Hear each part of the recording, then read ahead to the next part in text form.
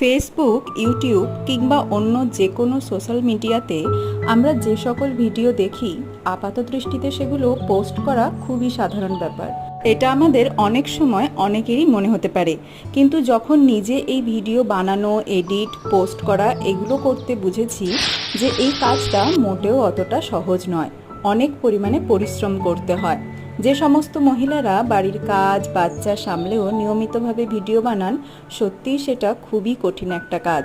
অনেকে আবার কর্মরতাও থাকেন, তাদের ঘর বাইর দুটোই সামলাতে হয়। প্রতিটি ক্ষেত্রে টাইম ম্যানেজমেন্টটাই হলো আসল ব্যাপার। এটা যদি একবার বুঝে নেওয়া যায় তাহলে কিন্তু খুব সহজেই সব কাজ সামলানো সহজ হতে পারে আমাদের কাছে। এখন নয়, থাক পরে করব, এটা ভাবলেই কিন্তু ওখানে কাজ থেমে যাবে। তবে আমি এত প্রফেশনালভাবে ভিডিও মোটেও বানাই না, নিজের ভালো লাগা ও স্মৃতিগুলোকে ফ্রেমবন্দি করে রাখার জন্য এই ভিডিওগুলো বানিয়ে থাকি।